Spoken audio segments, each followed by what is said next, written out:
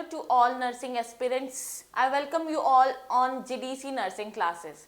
तो आज हम बहुत ही इम्पॉर्टेंट क्लास करने वाले हैं. बेसिकली नॉर्सेट 8 पेपर का सॉल्यूशन और उसको एनालाइज करने वाले हैं कि किस किस टाइप के इस बार क्वेश्चन हमें पेपर में देखने को मिले थे.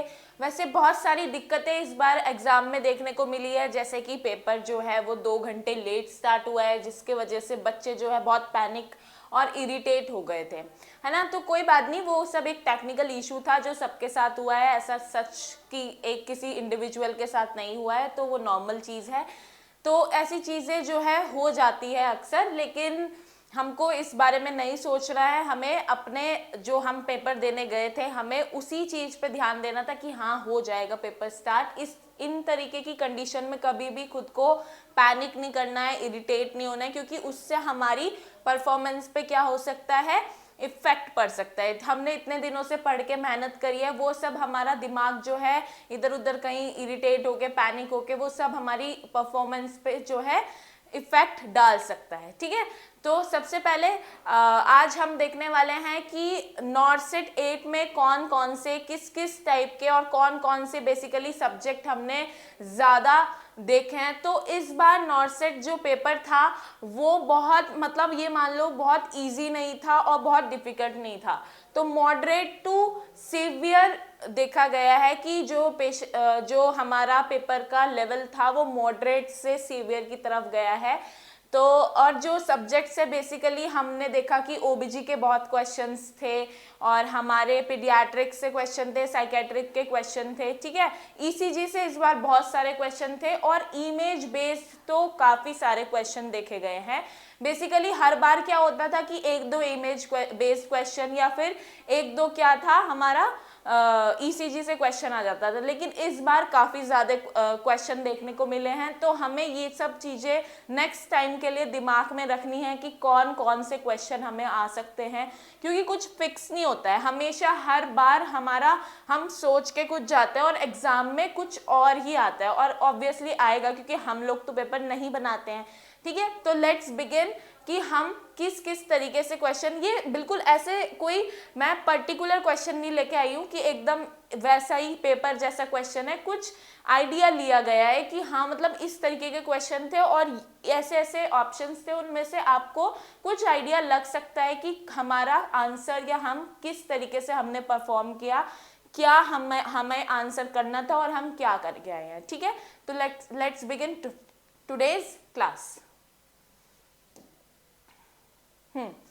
तो सबसे पहले हम अगर बात करें तो हमारे से कम्युनिटी का क्वेश्चन पूछ लिया गया था कि total number of vaccine include in national immunisation policy, यानी कि जो हमारा इम्यूनाइजेशन शेड्यूल है उसमें हमसे ये पूछा गया कि कितनी सारी जो डिजीज है वो कितनी है नंबर में जिनको हम प्रिवेंट करते हैं इम्यूनाइज करके. ठीक है, वैक्सीन देके.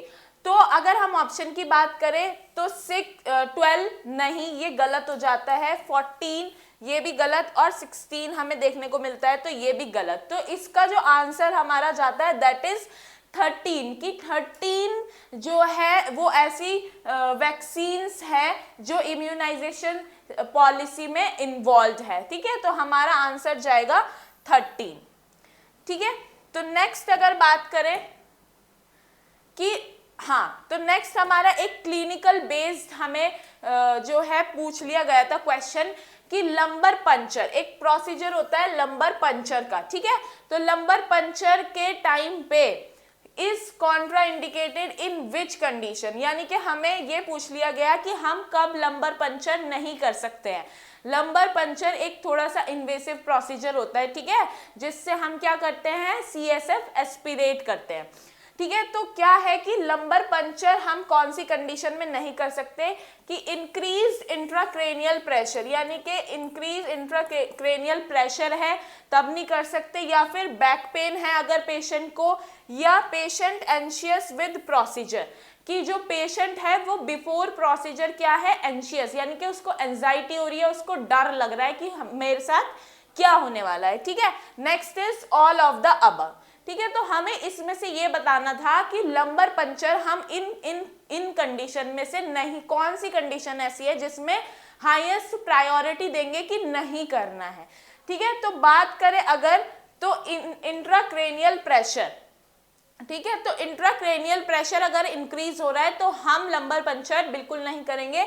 बैक पेन एक नॉर्मल चीज है कि बैक पेन अगर नहीं हो रहा है तो हम एज सच की हर किसी को बैक पेन देखने को मिलता है तो हम उसको कॉन्ट्राइंडिकेशन में नहीं लाएंगे। और पेशेंट तो हर किसी प्रोसीजर से पहले एंशियस होते हैं क्योंकि उनको डर लगता है कि उनके साथ क्या होने वाला है। ठीक है, तो वो हमारी रिस्पॉन्सिबिलिटी होती है कि हम उनको कैसे काउंसिल करते हैं, कैसे उनको कन्विंस करते हैं, कैसे उनकी एंजाइटी जो है वो कम करते हैं। तो आंसर इज कि इंक्रीज क्रेनियल प्रेशर में हम लंबर पंचर नहीं करेंगे। ठीक है, तो नेक्स्ट अगर हम बात करें तो एक इमेज बेस्ड आया था एक्सरे। ठीक है, कि एक एक्सरे की इमेज दी गई थी हमें और आइडेंटिफाई करने को बोला था क्या कंडीशन की, कौन सी कंडीशन है।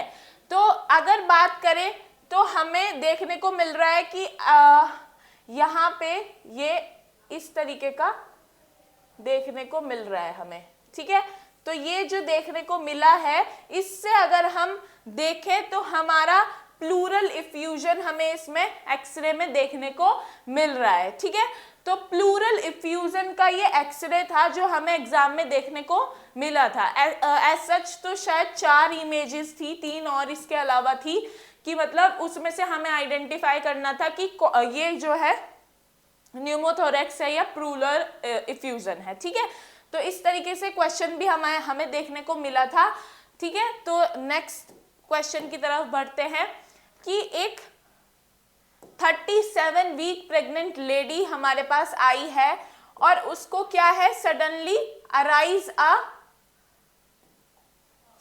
Arise abdominal pain, bleeding, that condition is, यानी कि एक 37 प्रेग्नेंट लेडी है जिसको अचानक से एब्डोमेन पेन हुआ है और क्या हुआ है, ब्लीडिंग देखने को मिली है। ठीक है, तो वो कौन सी कंडीशन में हमें देखने को मिलेगी। तो बेसिकली अगर हम बात करें तो एक हमारे पास एंटीपार्टम हेमरेज की कंडीशन देखने को मिलती है। तो एंटीपार्टम हेमरेज में हमें 2 कंडीशन देखने को मिलती है, जिसमें एक होता है हमारा प्लेसेंटा प्रीविया, ठीक है, दूसरा होता है एब्रेप्शियो प्लासेंटा।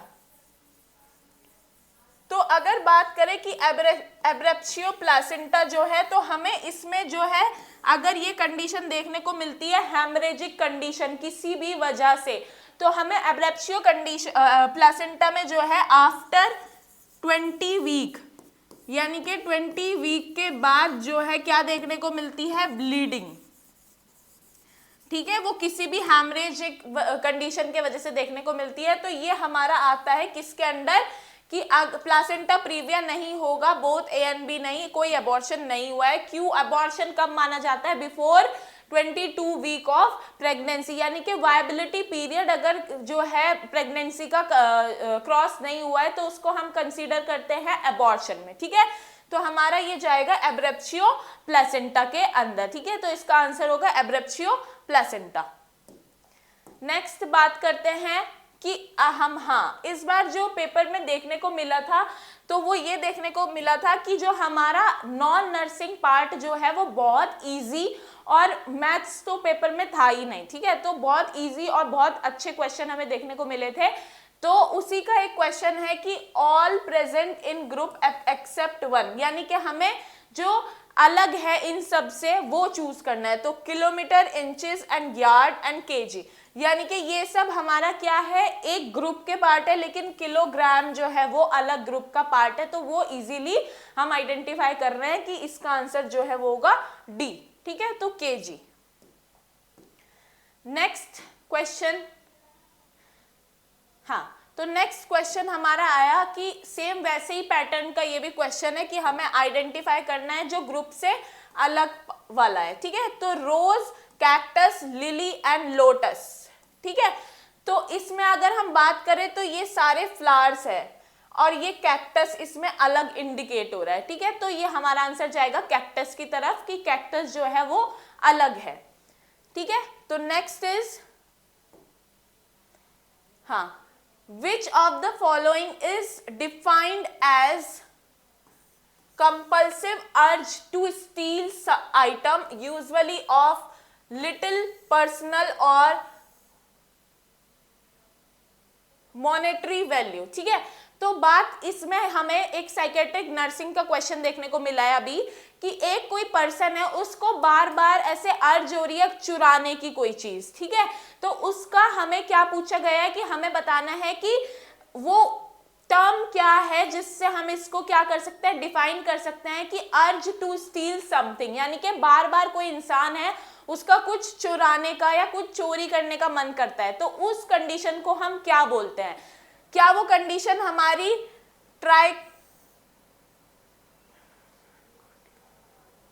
ट्राइकोटिलोमीनिया है? नहीं। तो ट्राइकोटिलोमीनिया अगर बात करें तो हमारा क्या होता है कि हम अपने जो बाल है उसको बार बार जो है खींचते हैं या नोचते हैं। ठीक है, तो ट्राइकोटिलोमीनिया नहीं है। क्लेप्टोमीनिया हम किस कंडीशन को कहते हैं? अर्ज टू स्टील समथिंग। ठीक है, और पायरोमेनिया हम बोलते हैं अर्ज टू स्टार्ट फायर, यानी कि आग लगाने की इंसान के अंदर मन करता है कि वो आग लगाए किसी भी चीज में। ठीक है, वैसा। और स्टायरियसिस हमारा होता है कि सेक्सुअली डिजायर होती है इंसान को। ठीक है, इन सब का। तो हमारा जो इस क्वेश्चन का आंसर दैट इज क्लेप्टोमीनिया। तो क्लेप्टोमीनिया हमारा जो है वो ये है कि इंसान को अर्ज होती है कुछ कुछ चुराने का। ठीक है, नेक्स्ट इज,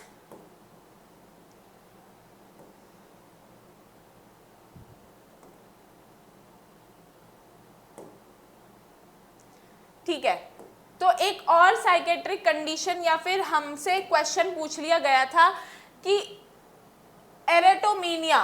ठीक है, एरेटोमीनिया का मतलब क्या होता है, यानी कि इस जो टर्म से आप लोग क्या समझते हैं? तो ऑप्शन देख लेते हैं। The believe that causes people to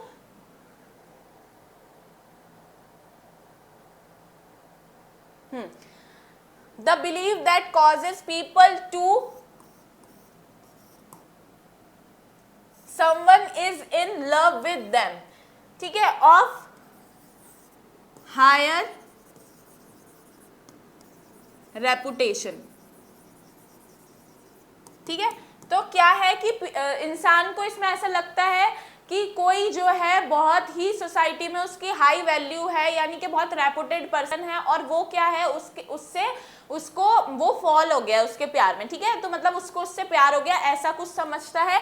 या फिर an intense need to be the centre of attention, यानी कि जो पर्सन है उसको सेंटर ऑफ अटेंशन बनना पसंद है। या फिर persistent worry about having a serious illness, यानी कि उसको कोई परसिस्टेंट वरी है, कोई इलनेस होने की टेंशन है कि उसको बहुत बड़ी कोई बीमारी है। या frequent intrusive thoughts about food, यानी कि कोई खाने के बारे में फॉल्स सोच कि मतलब वो जो फूड है वो पॉइजनड है या कोई मुझे ऐसा खाना खिला के मारना चाह रहा है, इस तरीके से थॉट्स।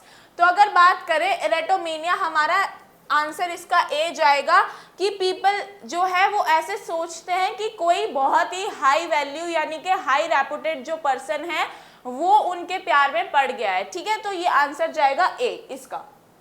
नेक्स्ट अगर हम बात करें क्वेश्चन की, हाँ, तो इफेक्ट ऑफ कॉन्ट्रासेप्शन इमेज, यानी कि एक इमेज देख के हमें ये पूछ लिया गया था कि इस इमेज से इसका कॉन्ट्रासेप्टिव इमेज जो दी गई है इसका इफेक्ट क्या होता है। तो अगर हम बात करें कि ये इम्प्रूव करती है बोन डेंसिटी को, नहीं, टू प्रिवेंट प्रेगनेंसी या टू वेट लॉस या फिर increase risk of uterine cancer. तो अगर बात करें तो ये वेट लॉस में भी काम नहीं करती है, increase risk of uterine cancer इससे भी इसका कोई मतलब नहीं है। तो अगर कॉन्ट्रासेप्शन है तो वो हमारा क्या करेगा, टू प्रिवेंट प्रेगनेंसी। ठीक है, प्रिवेंट करेगा किसको, प्रेगनेंसी को, सर्वाइकल रिपाइन करेगा, ठीक है, इस तरीके से ये हमारी हेल्प करता है। तो इसका आंसर हमारा जाएगा आंसर नंबर बी, तो डी। नेक्स्ट आंसर देखते हैं।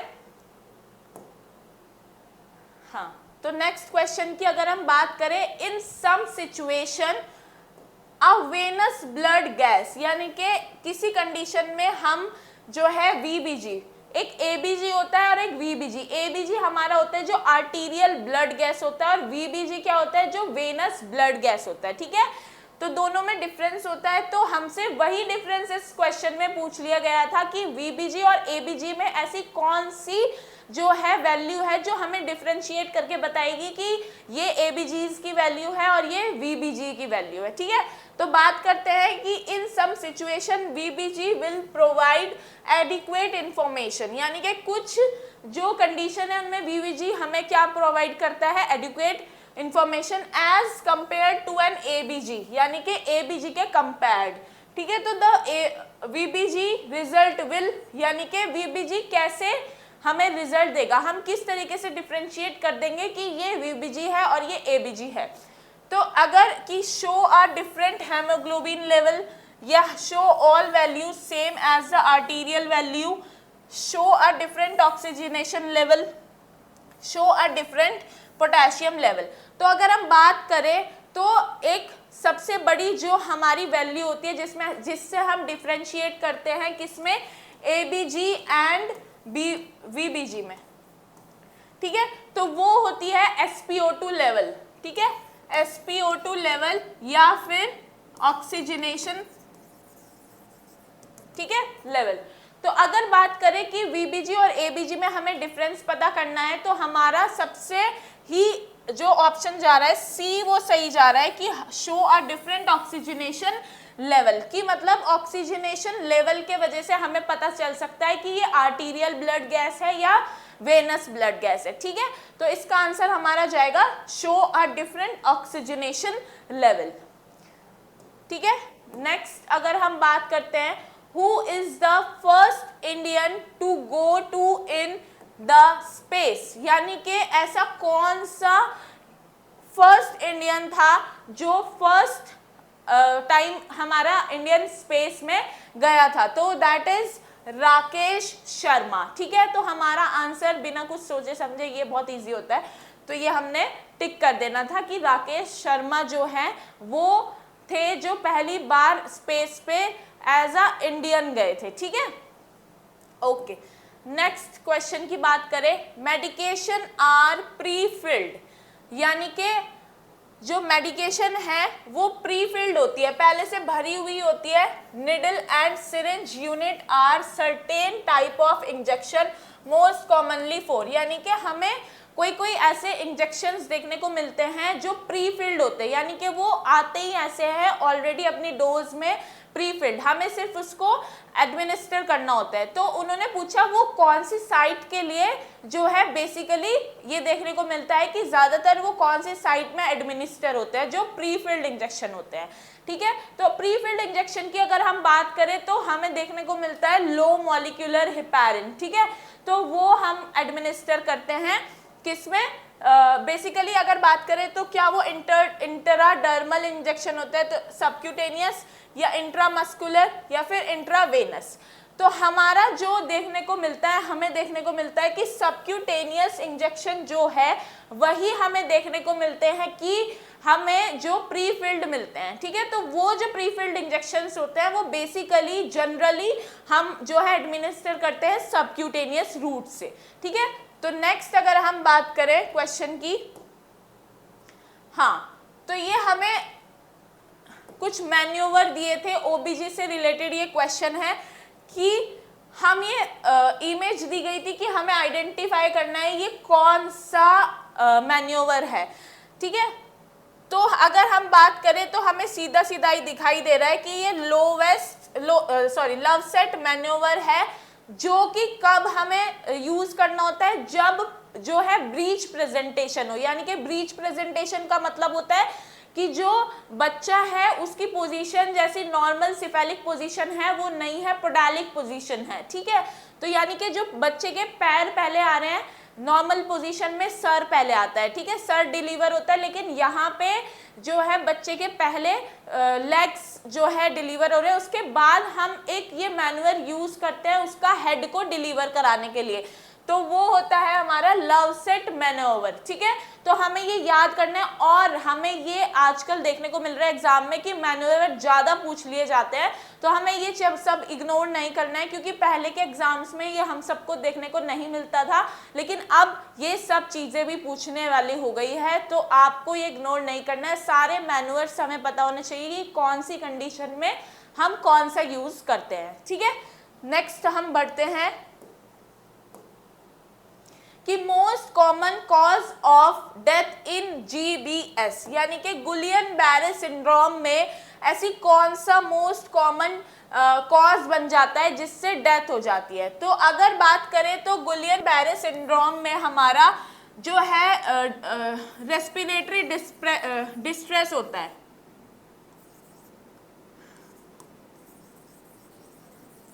रेस्पिरेटरी डिस्ट्रेस हमें देखने को मिलता है।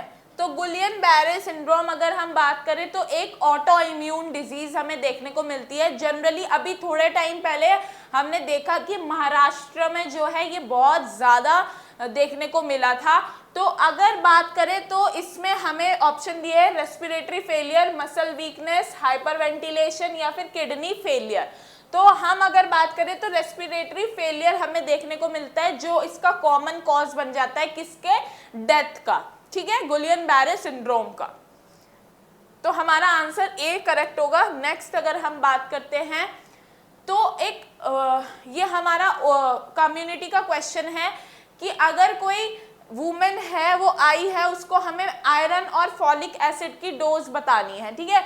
तो अगर बात करें 20 mg iron plus 100 mg folic acid 2 times in a week, तो हम उसको मतलब 2 टाइम्स अगर हम देंगे तो हम उसकी डोज कैसे करेंगे। तो अगर बात करें हमें 2 टाइम्स देना है तो 20 mcg 20 इंटू 2 कर देंगे तो कितना आएगा हमारा 40 mg आयरन, ठीक है। और बात करें फॉलिक एसिड की तो 100 इंटू 2, ठीक है, तो 200 mcg फॉलिक एसिड, ठीक है। तो अगर बात करें कैलकुलेट की तो ये वाली जो डोज है ये हम देंगे किसको, प्रेग्नेंट वुमेन को, ठीक है। तो हमारा आंसर ए सही हो जाता है इसमें कि 20 mg iron plus 200 mcg folic acid per week हम देंगे ट्वाइस हाँ 2 टाइम्स इन अ वीक, ठीक है, 2 टाइम देना है हमें वीक में, तो हमारी जो डोज होगी वो इतनी होगी, ठीक है। ये सारे ऑप्शन जो है वो गलत हो जाते हैं, ठीक है। नेक्स्ट अगर हम क्वेश्चन की बात करें, हाँ, तो एक इमेज दी गई थी कि एबनॉर्मैलिटी की, ठीक है। तो बेसिकली एबनॉर्मैलिटी की हमें इमेज दी गई थी। इस बार बहुत सारे इमेज बेस्ड क्वेश्चन हमें पेपर में देखने को मिले हैं, तो हमें ज़्यादा फोकस भी करना है कि हम कौन सी कंडीशन देख के जो है आइडेंटिफाई कर सके, क्योंकि ये डायरेक्ट क्वेश्चन होते हैं और इससे अच्छे मार्क्स हम गेन कर सकते हैं, ठीक है। तो ये जो है शॉर्टनिंग ऑफ लिम्ब, हमें इमेज में दिख रहा है कि शॉर्टनिंग ऑफ लिम्ब, और ये क्या विच ड्रग कॉजेज एबनॉर्मैलिटी, कि ये जो ड्रग है ये किस ड्रग के वजह से जो है एबनॉर्मैलिटी हमें देखने को मिलती है। तो थैलिडोपिन या रेवलिमिड या फॉलिक एसिड या ऑल ऑफ द अबव। तो अगर देखने को मिले, अगर हम बात करें तो थैलिडोमाइड जो है वो कॉज करती है क्या, शॉर्टनिंग ऑफ लिम्ब, ठीक है, फीटस का। तो हमें इस मेडिकेशन से ये एबनॉर्मैलिटी जो है देखने को मिलती है, ठीक है। नेक्स्ट अगर बात करें तो हमें ये बेसिक क्वेश्चन जनरल का पूछ लिया गया था कि ऐसा कौन सा मैक्सिमम गैस है जो एटमॉस्फेयर में हमें देखने को मिलता है, तो ऑक्सीजन या कार्बन डाइऑक्साइड या नाइट्रोजन या फिर ऑल ऑफ द अबव। तो हमें देखने को मिलता है नाइट्रोजन जो देखने को मिलता है 78% इन एटमॉस्फेयर, ठीक है। तो ये हमारा जो है आंसर हुआ था सी सही, कि नाइट्रोजन गैस जो है हमें 78% एटमॉस्फेयर में देखने को मिलती है। ठीक है, नेक्स्ट अगर हम बात करें तो हमें एक और इमेज बेस्ड क्वेश्चन देखने को मिला था कि हमको एक इमेज दी थी एक आर्टिकल की, कि इस आर्टिकल को देख के हमें बताना था कि क्या है ये। ठीक है, इसमें क्या है, 3 लाइंस दी गई है। ठीक है, 3 लाइन जो है दी गई है, जिसे आइडेंटिफाई करके हमें ये बताना था कि ये कौन सी जो है चीज है। तो 3 lumen catheter, central line catheter, एविट्यूबिन या फिर नॉन ऑफ द अबव। ठीक है, तो अगर हम बात करें तो ये सेंट्रल लाइन तो है,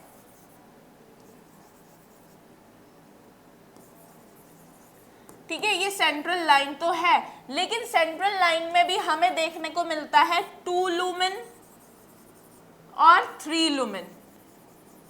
2 लुमेन और 3 लुमेन जो हमारा लाइंस होती है उसमें डिफरेंस ये होता है कि जो अगर हमें 3 लाइन दी गई है, ठीक है, तो दैट इज 3 लुमेन कैथेटर। अगर हमें 2 ही लाइन दी गई है, ठीक है, ये हमारा सेंट्रल लाइन है और ये एक लाइन है और ये एक और लाइन है, ठीक है, ये हमारा कैथेटर है, तो ये हमारा 2 लुमेन हो जाती है। ठीक है, 2 लाइन है अगर उसमें तो 2 लुमेन, अगर 3 लाइन है तो 3 लुमेन सेंट्रल लाइन।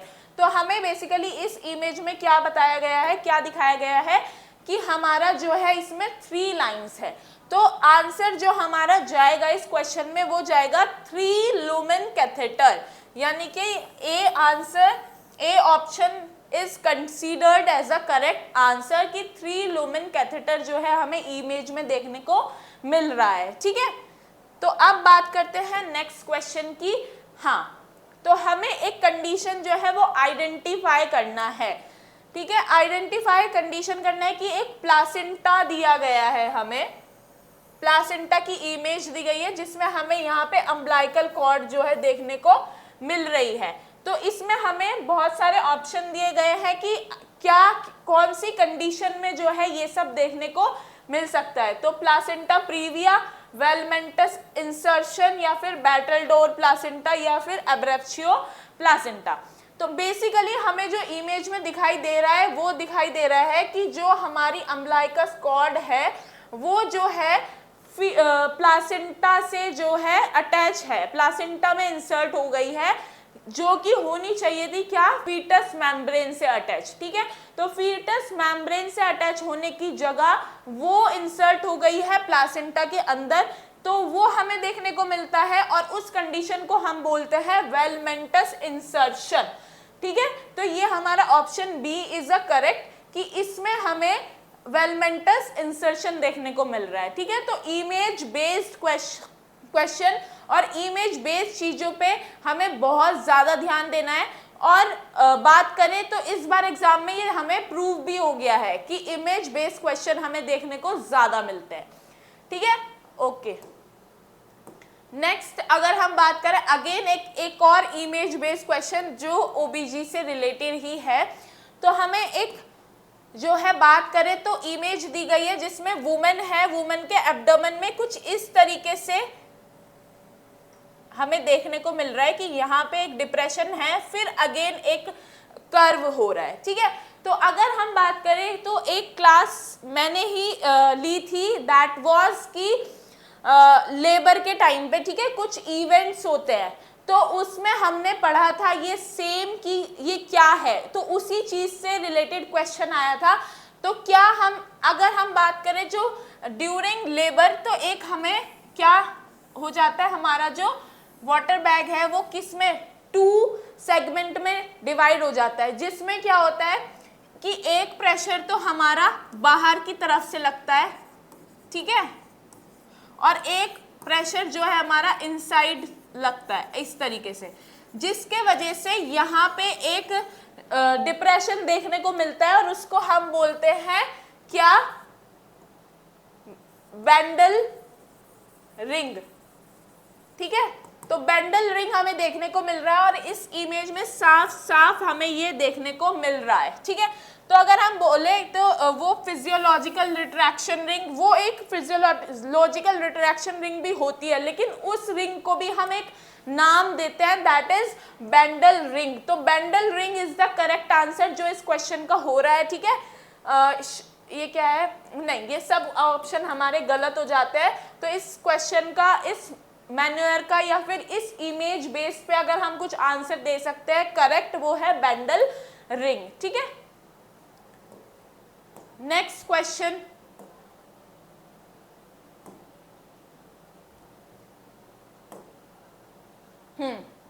तो हमसे पूछ लिया गया था कि मिसाइल मैन ऑफ इंडिया, ये एक जनरल नॉलेज का क्वेश्चन हमसे पूछा गया था कि मिसाइल मैन ऑफ इंडिया किसको कहा जाता है, कौन है कि जिसको एक टर्म दिया गया है मिसाइल मैन।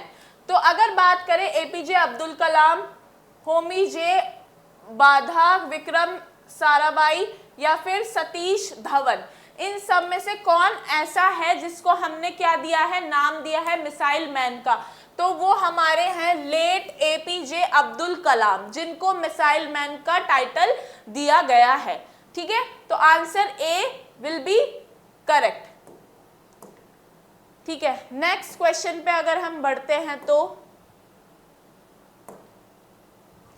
ऑक्सीटोसिन के बारे में हमसे पूछ लिया गया था कि ऑक्सीटोसिन जो है वो क्या करता है, कॉन्ट्रैक्शन तो करता है, या फिर बात करें तो ऑक्सीटोसिन या फिर डैश है, वीक है, नो या स्ट्रॉन्ग या इरेगुलर। तो ऑक्सीटोसिन का जो फंक्शन है वो क्या है, तो ऑब्वियसली ऑक्सीटोसिन जो है वो स्ट्रॉन्ग कॉन्ट्रैक्शन ऑफ यूट्रस हमें कराता है, ठीक है। तो हमारा ऑप्शन सी जाएगा कि जो ऑक्सीटोसिन है वो स्ट्रॉन्ग यूट्राइन कॉन्ट्रैक्शन में हेल्प करता है, ठीक है। तो answer C will considered as a correct. Next अगर हम बात करें तो मेसिप्रोस्टोल क्या करता है, सर्वाइकल रिपाइनिंग करता है, तो वो मतलब क्या ऐसा है, एनहेंस करता है, प्रिवेंट करता है या फिर डिले करता है। तो बात करें तो हमारा मेसिप्रोस्टोल जो है वो क्या करता है, वीकनिंग नहीं, डीलेइंग नहीं, प्रिवेंटिंग नहीं, तो वो करता है एनहेंसिंग सर्वाइकल रिपाइनिंग, ठीक है। मेसिप्रोस्टोल जो है क्या करता है, एनहेंसिंग करता है किसको, सर्वाइकल रिपाइनिंग को, ठीक है। ओके, नेक्स्ट क्वेश्चन की तरफ बढ़ते हैं।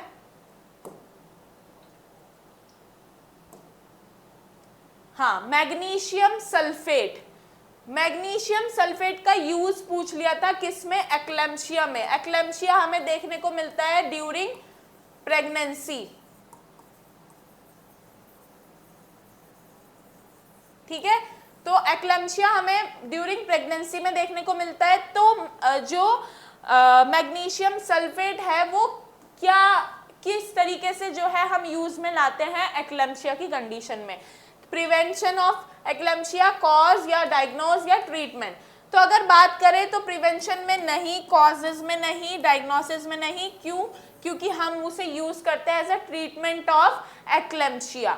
एक्लेम्पशिया एक बहुत डेंजर कंडीशन हो जाती है ड्यूरिंग प्रेगनेंसी, जिसमें जो मदर है उसको हाइपरटेंशन, सीजर्स देखने को मिलते हैं, तो उसको प्रिवेंट करने के लिए हम जो है MgSO4 का यूज करते हैं, ठीक है, ठीक है। फिर नेक्स्ट क्वेश्चन अगर हम बढ़े, हाँ, तो हमें एक बहुत बेसिकली अगर हम कोई एग्जाम देने जा रहे हैं और हमें ना कुछ चीज़ों के एंटीडोट्स का पता होना चाहिए, ठीक है, क्योंकि एग्जाम में डायरेक्टली हमसे एंटीडोट्स पूछ लिए जाते हैं कोई भी कंडीशन देके, ठीक है। तो अब जैसे इस क्वेश्चन में हमसे पूछ लिया था कि मॉर्फिन ओवरडोज हो गया है, ठीक है, मॉर्फिन का जो मॉर्फिन ड्रग है उसका ओवरडोज हो गया है किसी पेशेंट को, तो next nursing action will be, मतलब जो नर्स है उसका नेक्स्ट एक्शन क्या होगा। तो ऑप्शन देखते हैं कि administer naloxone, start CPR immediately, give another dose of morphine या फिर एनकरेज डीप ब्रीदिंग। तो इनमें से ऐसी कौन सा सही जो है नर्सिंग एक्शन होगा जिसे हमें करना है इन मॉर्फिन ओवरडोज। तो अगर बात करें तो एनकरेज डीप ब्रीदिंग नहीं, give another dose of morphine नहीं, क्योंकि ऑलरेडी उसको ओवरडोज हो चुका है तो हम दोबारा मॉर्फिन नहीं देंगे, ठीक है। स्टार्ट CPR इमीडिएटली नहीं, तो एडमिनिस्टर नैलेक्सोन, नैलेक्सोन एडमिनिस्टर क्यों करेंगे, क्योंकि वो उसका क्या है, एंटीडॉट, ठीक है, एंटीडोट है, इसीलिए हम मॉर्फिन की ओवरडोज में क्या करते हैं, नैलेक्सोन को एडमिनिस्टर करेंगे उसके सिम्टम्स को कम करने के लिए। ठीक है,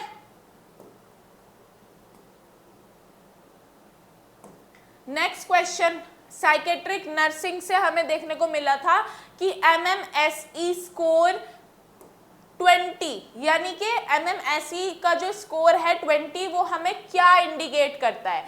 ठीक है, तो अगर हम बात करें MMSE, सबसे पहले हमें MMSE पता होना चाहिए कि MMSE जो है वो होता है मिनी मेंटल स्टेटस एग्जामिनेशन। ठीक है, तो मिनी मेंटल स्टेटस एग्जामिनेशन जो है बेसिकली MMSE बोला जाता है। तो इसमें स्कोर का हमें पूछ लिया 20 देके कि 20 क्या इंडिकेट करता है, क्या वो नॉर्मल कॉग्निशन है, माइल्ड है, मॉडरेट है या फिर सिवियर है। तो हमें अगर ये बताना है तो उससे पहले हमें पूरा स्कोर पता होना चाहिए कि मिनी मेंटल स्कोरिंग क्या है और कितनी है और कितने पे हम कितना बोल सकते हैं कि माइल्ड है, मॉडरेट है, सिवियर है या फिर नॉर्मल है। ठीक है, तो अगर बात करें कि अगर हमारा है लेस देन 10, ठीक है, लेस देन या इक्वल टू 10, तो हमें बोल दिया जाएगा सिवियर। ठीक है, और अगर बात करें 10 to 20 that will be moderate.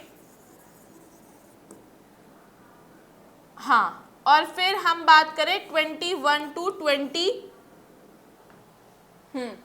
तो 21 to 24 हम कंसिडर्ड करते हैं माइल्ड, और 25 to 30 हमें देखने को मिलता है नॉर्मल।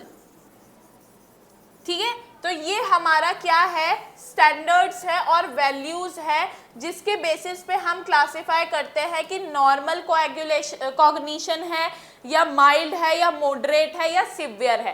ठीक है, तो मिनी मेंटल स्टेटस एग्जामिनेशन जो है हम कॉग्निशन आइडेंटिफाई करते हैं उससे। तो अगर बात करें 20, तो यहाँ पे हमें 20 जो है मॉडरेट में दिखाई दे रहा है, तो हमारा answer C will be correct कि मॉडरेट कॉग्निशन इम्पेयरमेंट। ठीक है, answer C will be correct, बाकी सारे हमारे गलत हो जाएंगे। ठीक है, नेक्स्ट अगर हम बात करें तो what is the treatment of choice for OCD। ठीक है, OCD, हम OCD से क्या समझते हैं, तो OCD एक ऐसी कंडीशन होती है साइकेट्रिक जिसमें जो पर्सन है वो रिपीटेड जो है एक ही एक्शन जो है करता रहता है। लाइक उसको ऐसा दिमाग में उसने लग जाता है, वो घर से निकला, लॉक करा उसने, फिर थोड़ी देर दूर गया और उसको याद ही नहीं आ रहा है कि क्या उसने अपना रूम लॉक किया या नहीं किया, फिर वो दोबारा जाएगा, फिर वो दोबारा आएगा, इस तरीके से। ठीक है, और जो इंसान है उसको बार बार हाथ धोने की आदत होती है। ठीक है, और मतलब जो सारी चीज़ें हैं वो सब कुछ अपने पास होनी चाहिए, नहीं तो उसको इरिटेशन या फिर उसको एंजाइटी फील होने लगती है, तो वो हमारा OCD होता है। तो इसमें treatment of choice of OCD हमसे पूछा था, तो हम बात करें तो बुप्रोपियोन या फिर फ्लॉक्सेटिन या फिर वेनलाफ्लॉक्सिन या फिर नॉन ऑफ द अबव। अगर बात करें तो हम OCD में जो है SSRI मेडिकेशंस देते हैं। ठीक है, तो उसका जो आंसर जाएगा वो होता है फ्लॉक्सेटिन। ठीक है, तो फ्लॉक्सेटिन जो है हमारा कंसिडर्ड किया जाता है क्या, treatment of choice of OCD। ठीक है, ओके, नेक्स्ट अगर हम क्वेश्चन की बात करें, आफ्टर क्रेनियोटॉमी। ठीक है, क्रेनियोटॉमी के बाद हम ऐसी कौन सी पोजीशन है जो पेशेंट को देंगे, यानी कि 30 डिग्री पे उसका बेड एलिवेट करेंगे या 60 पे या 90 पे या फिर फ्लैट रखेंगे। ठीक है, तो ये एक हमारा clinical based scenario based question है जो हमसे पूछ लिया गया है कि अगर क्रेनियोटॉमी हुआ है किसी इंसान का तो हम उसका बेड जो है किस तरीके से पोजीशन करेंगे। तो अगर बात करें तो हम बेसिकली 30 डिग्री पे जो है एलिवेट करके रखते हैं आफ्टर क्रेनियोटॉमी पेशेंट का बेड। ठीक है, तो answer A will be correct. Next अगर हम बात करें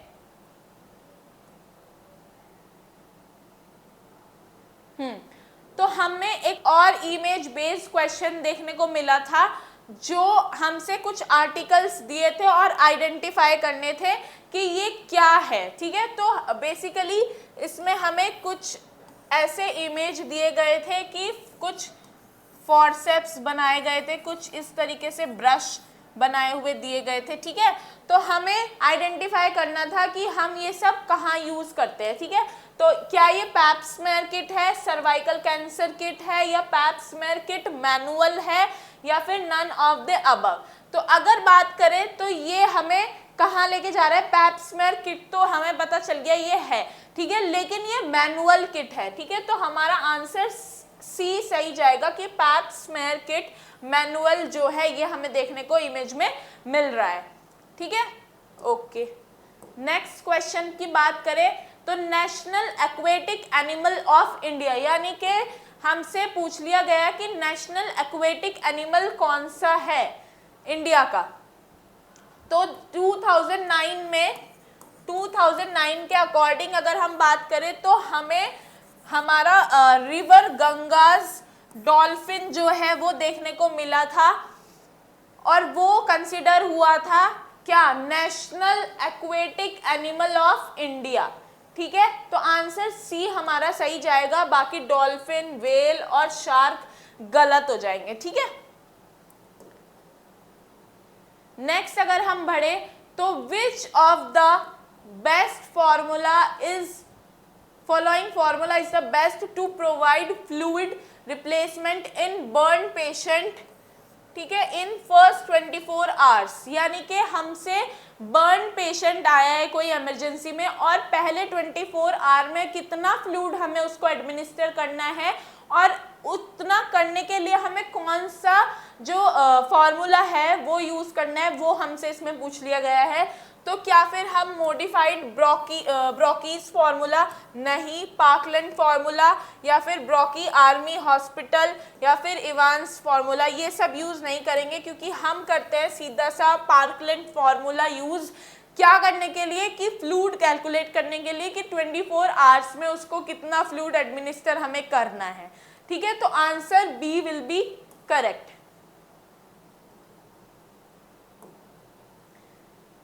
ठीक है, तो अगर बात करें नेक्स्ट क्वेश्चन की, तो ईसीजी बेस्ड क्वेश्चन।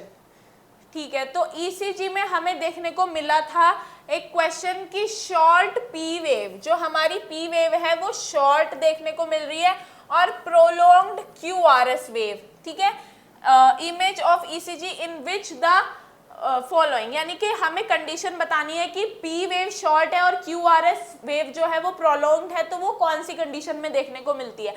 तो बेसिकली वो हमें देखने को मिलती है WPW सिंड्रोम में। ठीक है, तो अगर इन सब की बात करें, एट्रियल फिब्रिलेशन में हमें क्या देखने को मिलता है, शॉर्ट पी वेव देखने को मिलता है, ये गलत हो जाएगा। ये भी बंडल ब्रांच ब्लॉक, ये गलत हो जाएगा। प्रीमैच्योर वेंट्रिकुलर कॉन्ट्रैक्शन, ये भी गलत है। तो अगर हम इस बेस पे बात करें कि शॉर्ट पी वेव है, फिर हमारा ये क्यूआरएस जो है प्रोलॉन्ग्ड है। ठीक है, तो हमें उस हिसाब से आंसर बताना है। तो WPW सिंड्रोम में हमें ये कंडीशन देखने को मिलती है, तो answer B is the correct. Next question अगर देखें तो life line of Egypt is called, यानी कि इजिप्ट की लाइफ लाइन हमसे पूछ ली गई थी कि क्या कौन सी है, नील रिवर, अमेज़न, गंगा, या फिर नन ऑफ द अबव। तो बात करें तो नील रिवर जो है लाइफ लाइन होती है इजिप्ट की। ठीक है, नील रिवर को कंसीडर किया जाता है क्या, लाइफ लाइन ऑफ इजिप्ट। ठीक है, answer A will be correct. Next question अगर हम देखें तो a patient of 70 kg suffering from burn injury. ठीक है, according to Parkland formula what will be the expected fluid to be given in first 8 hour. तो बात करें कि अगर हमसे ये पूछ लिया गया है कि पार्कलैंड फॉर्मूला, सबसे पहले हमें पता होना चाहिए, तो पार्कलैंड फॉर्मूला 4 इंटू हमारा बॉडी वेट ऑफ पेशेंट, ठीक है, अपॉन हमारा बॉडी सरफेस, बॉडी सरफेस जितना हमारा बर्न हुआ है, ठीक है। तो अगर बात करें तो हमारा जो वेट है पेशेंट का वो है 4 × 70 अपॉन हमारा सरफेस एरिया हमें 40 दिया गया है, ठीक है। तो इसको कैलकुलेट करके हमारा आंसर आ जाएगा कि कौन, ये फॉर्मूला हमारा पार्कलैंड फॉर्मूला जो है उसको यूज करके हमारा कि हमें कितना 8 आवर्स में जो है फ्लूइड देना है, ठीक है। तो हमारा फॉर्मूला ये होता है, इसको यूज करके हम इसका आंसर निकाल सकते हैं, ठीक है। तो नेक्स्ट क्वेश्चन की अगर बात करें तो KMC यानी कि KMC स्टैंड फॉर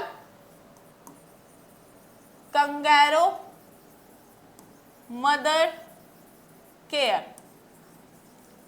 ठीक है, जो कि दी जाती है प्रीमैच्योर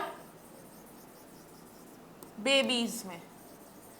तो हमसे पूछा कि KMC given to mother of baby up to the weight, यानी कि हम KMC जो है कब तक प्रोवाइड कर सकते हैं, जब मतलब कितना वेट बेबी में हो जाना चाहिए तब तक हम जो है कंसीडर करें। तो अगर बात करें 1500 नहीं, 1000 नहीं, 1200 नहीं, तो हमारा जो ऑप्शन बी है दैट इज 2500, तब तक नहीं हमें क्या करना है, कंगारू मदर केयर देनी बंद करनी है जब तक बेबी का वेट जो है 2500 तक ना पहुंच जाए, ठीक है। तो answer B will be correct. Next अगर हम बढ़े तो व्हेन एडमिनिस्टरिंग इंसुलिन, अगर हम इंसुलिन एडमिनिस्टर कर रहे हैं तो it is recommended to rotate the infection site to avoid lipohypertrophy. What is the minimum gap between injection at different abdominal site, यानी कि हमने पहले भी इस बारे में बात कर चुका है, ये टॉपिक ऑलरेडी डिस्कस हो चुका है कि अगर हम किसी पेशेंट को एडमिनिस्टर कर रहे हैं इंसुलिन तो हम रिपीटेड एक ही साइट यूज नहीं कर सकते हैं। क्यों? क्योंकि हमें ये कॉम्प्लिकेशन देखने को मिलता है, ठीक है। तो हमसे यही पूछ लिया गया है कि कितना गैप हमें जो है वो रखना है, मिनिमम कितना गैप रखना है कि जो है पेशेंट को ये कॉम्प्लिकेशन फेस ना करना पड़े। तो अगर बात करें 2.5 mm 2.5 सेंटीमीटर, 4.5 mm 4.5 सेंटीमीटर, तो बेसिकली मिनिमम की बात करिए तो option A will be correct कि 2.5 mm जो है हमें डिस्टेंस मेंटेन करना है, ठीक है। मान लो ये अम्बलाइकल कॉर्ड है, अम्बलाइकस है और ये एब्डोमेन है, तो हमें एक ही हर बार एक ही जगह इंसुलिन एडमिनिस्टर नहीं करनी है, हमें रोटेशन करना है। अगर हम आज यहाँ लगा रहे हैं सुबह तो इवनिंग में हम ये साइड यूज कर सकते हैं, ठीक है। इस तरीके से रोटेट करना है ताकि हमारा जो पेशेंट है वो कॉम्प्लिकेशन से बचे, दैट इज लिपो हाइपरट्रॉफी, ठीक है। तो नेक्स्ट क्वेश्चन की अगर हम बात करें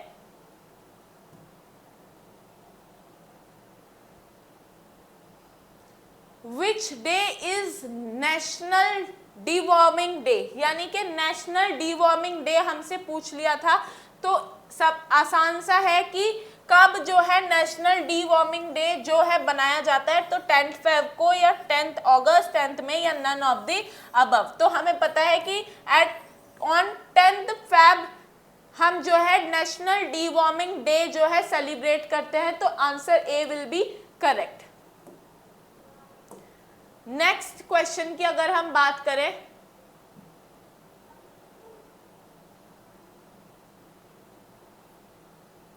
मोस्ट फ्रीक्वेंट बीटी कॉम्प्लिकेशन, तो हमारे से ये कॉम्प्लिकेशन पूछ लिया गया था कि most frequent blood transfusion,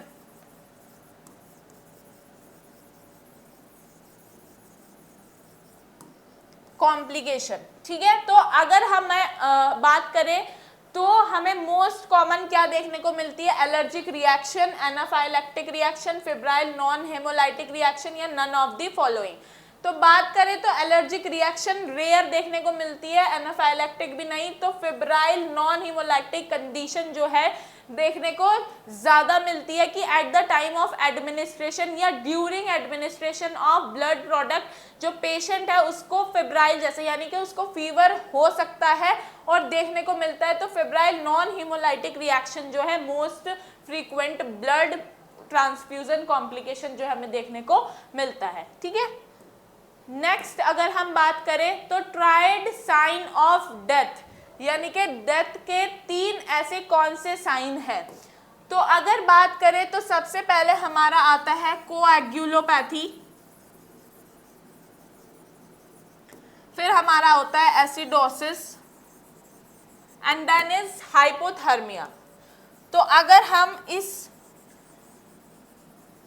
criteria या फिर इसको मैच करें तो हमारा ऑप्शन ए जो है वो सही जा रहा है। ये तीनों क्राइटेरिया जो डेथ के हैं वो ऑप्शन ए में हमें देखने को मिल रहे हैं कि हाइपोथर्मिया, एसिडोसिस एंड कोएगुलोपैथी जो है देखने को मिलती है। शॉक, ये बी, शॉक, एसिडोसिस, हाइपोक्सिया नहीं, सी ऑप्शन नहीं, डी ऑप्शन नहीं, तो answer A will be the correct answer.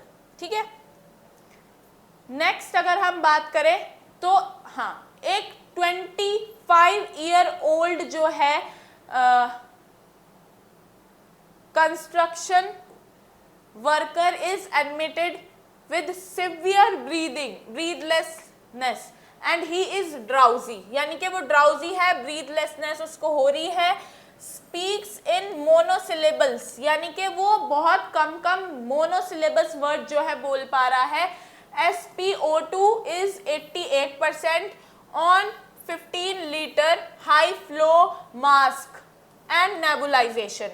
ठीक है, तो अगर हम बात करें कि पेशेंट का जो SpO2 है वो 88% है और 15 लीटर पे उसको हाई फ्लो मास्क पे हम ऑक्सीजन दे रहे हैं और नेबुलाइजेशन भी उसको कंटिन्यू करा दी गई है। ABG एनालिसिस हुआ है। तो which of the following is most common report of the patient. ठीक है, तो हमें कौन सा मोस्ट कॉमन रिपोर्ट इसमें लग रहा है। तो राइज लैक्टेट नहीं, लो बाइकार्बोनेट नहीं, लो पीएच, हाँ पीएच उसका लो हो गया है जिसके वजह से वो ड्राउजी है।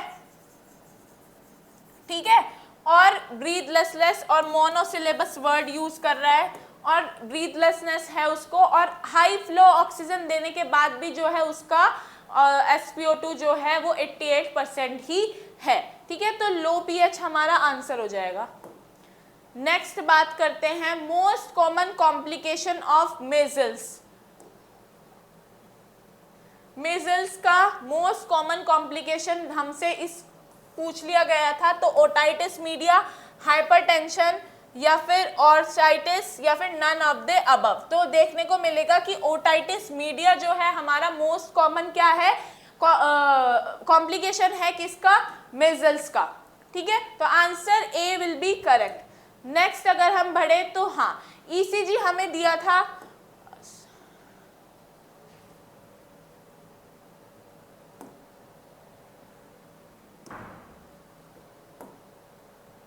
हाँ तो ECG का इमेज हमें दिया गया था और हमसे ये बोला गया कि ECG seen in above heart rate calculate करना है। तो अगर हमें ECG दे दिया गया है और हार्ट रेट कैलकुलेट करना है तो हमारे पास एक सिंपल सा फॉर्मूला होता है कि जो हमारा 300 को हम डिवाइड करते हैं किससे, बिग बॉक्स से। ठीक है, हार्ट रेट अगर हम ECG से बात करें तो बिग बॉक्स की अगर बात करें तो ये हमारा R और R यहाँ पे आपको हो सकता है थोड़ा ब्लर दिखाई दे, लेकिन जो ये वाला डिस्टेंस है इसमें जितने बिग बॉक्स आ रहे होंगे लाइक 1, 2 और 3। ठीक है, तो 3 बिग बॉक्स है तो हम क्या करेंगे 300 से उसको डिवाइड कर देंगे। ठीक है, 300 अगर 3 बिग बॉक्स है तो हमारा जो हार्ट रेट आएगा वो 100 निकल के आएगा। तो option A will be correct. तो हमारे पास ये फॉर्मूला होता है क्या करने का, हार्ट रेट निकालने का, कि ECG देख के हमें हार्ट रेट निकालना है। तो हार्ट रेट हम बेसिकली R to R निकालते हैं। ठीक है, इनके बीच में जितने भी बिग बॉक्सेस आते हैं उनको काउंट करके हम 300 से डिवाइड कर देते हैं। ठीक है, ओके नेक्स्ट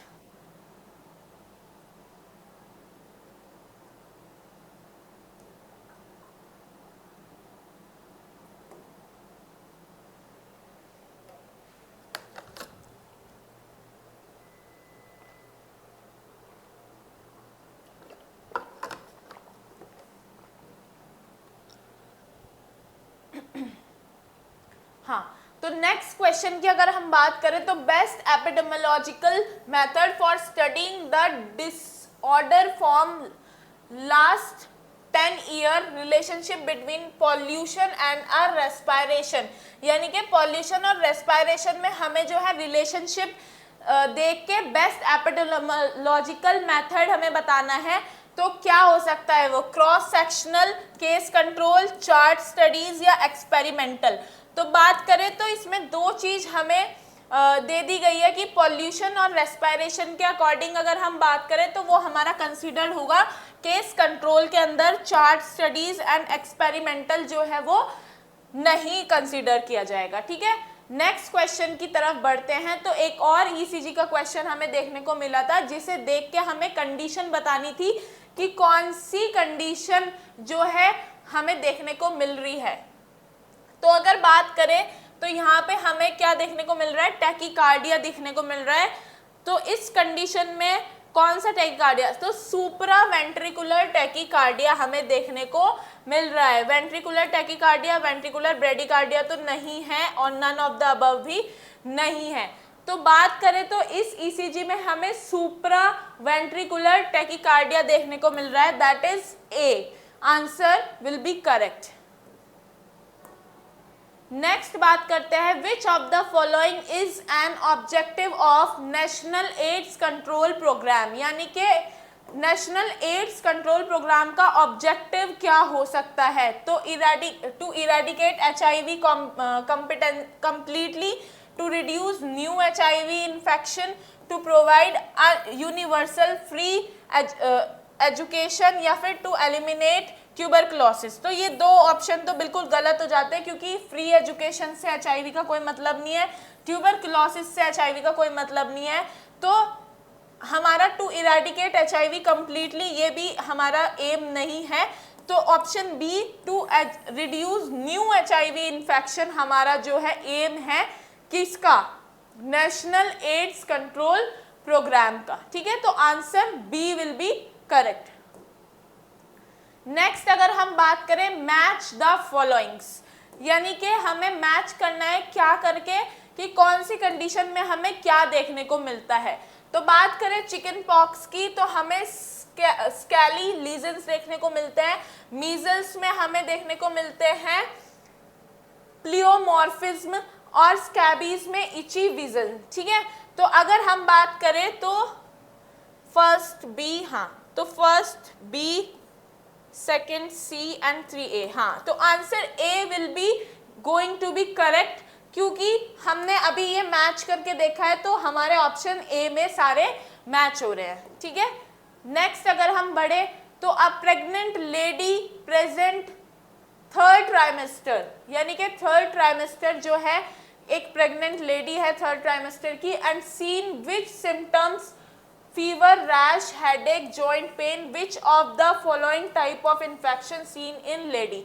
तो बेसिकली हमसे इन्फेक्शन के बारे में पूछ लिया गया है कि थर्ड ट्राइमेस्टर की एक लेडी है जो आई है जिसको फीवर हो रहा है, रैश हो रहा है, हेडेक हो रहा है, जॉइंट पेन हो रहा है। तो हमें कौन सा इन्फेक्शन जो है उसको देखने को मिल सकता है, rubella infection, CMV infection, gonorrhoea infection या फिर जीका इन्फेक्शन। तो बेसिकली अगर हम बात करें तो ड्यूरिंग प्रेगनेंसी हमें रूबेला इन्फेक्शन देखने को मिलता है। तो most common infection during pregnancy rubella infection होता है। तो इस क्वेश्चन का answer A will be correct.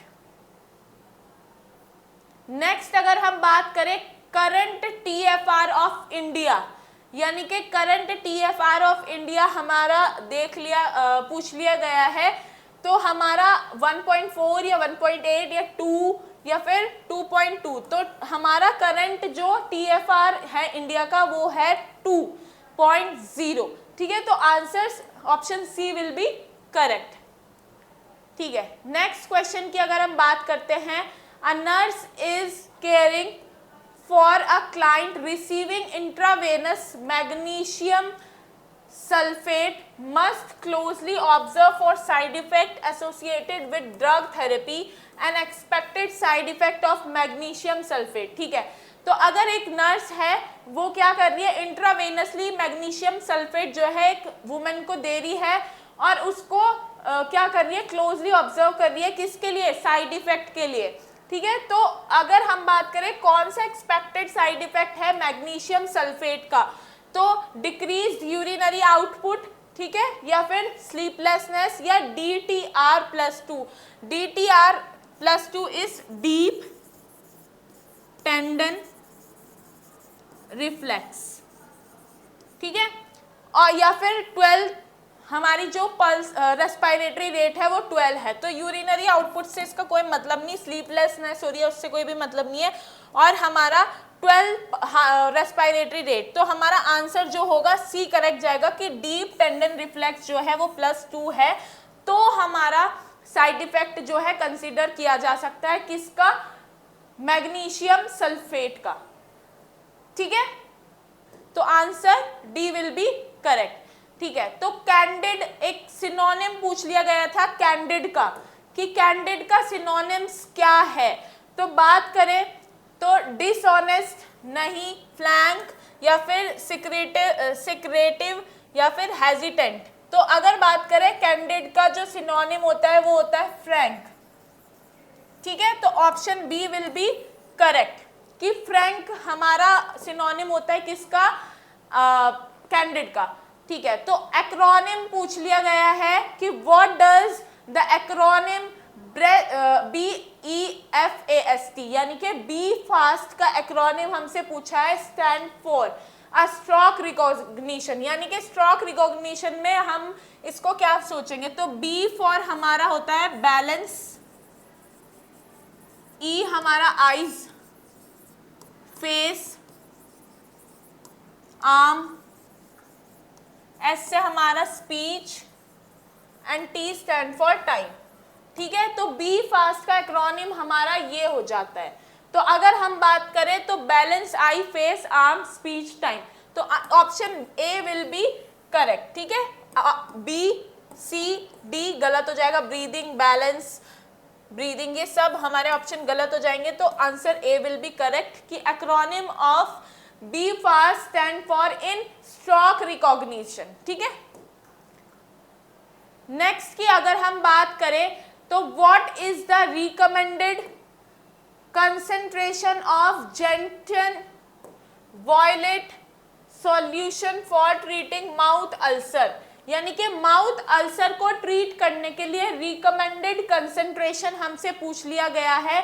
तो क्या 0.1%, 0.25 या 2% या 5%, तो ऑब्वियसली 0.25 कंसेंट्रेशन जो है हम यूज करते हैं माउथ अल्सर को ट्रीट करने के लिए, ठीक है। तो ऑप्शन बी हमारा जो है वो सही जाएगा। नेक्स्ट अगर हम बात करें तो आज हमने जितने भी क्वेश्चन आज इस वीडियो में डिस्कस करे हैं वो सब नॉर्सेट 8 के क्वेश्चंस थे। हाँ, बिल्कुल एग्जैक्ट नहीं थे कि जो क्वेश्चन पेपर में आए थे कॉपी पेस्ट वाला सिस्टम नहीं था। जितने भी हमको पता लगे कि ये ऐसे वाले क्वेश्चन आए थे वो हमने कोशिश करी है आज आपके सामने डिस्कस करने का, ये बताने का कि आप एनालाइज कर सको, आप अपने जो क्वेश्चन पेपर सॉल्व करके आए हो उससे अपना पेपर का रिजल्ट का रिलेट कर सको कि क्या आप गलतियां करके आए हो और क्या क्या सही करके आए हो, ठीक है। तो अगर हम बात करें नेक्स्ट हमारे जो कुछ एग्जाम्स आ रहे हैं उनकी, तो इस क्वेश्चन पेपर से आइडिया ले सकते हैं कि किस किस तरीके से कॉम्पिटिटिव पेपर में क्वेश्चंस जो है हमें देखने को मिलते हैं, ठीक है। तो बेसिकली अगर हम बात करें नॉर्सेट 8 की तो कुछ क्वेश्चन हमने आज डिस्कस करे हैं। आने वाले टाइम में अब हम इस चैनल पे आप हमारे साथ जुड़े रहिए ताकि आपको और कंपटीशन बेसिस पे अच्छे क्वेश्चन और हेल्पफुल कंटेंट जो है हम आपको प्रोवाइड कर सके और आपको अच्छे मार्क्स जो है एग्जाम में आपके देखने को मिल सके, सिलेक्शन जो है आपका देखने को मिले, ठीक है। तो बने रहिए हमारे साथ, इसी तरीके से मिलते हैं नेक्स्ट क्लास में। Thank you so much.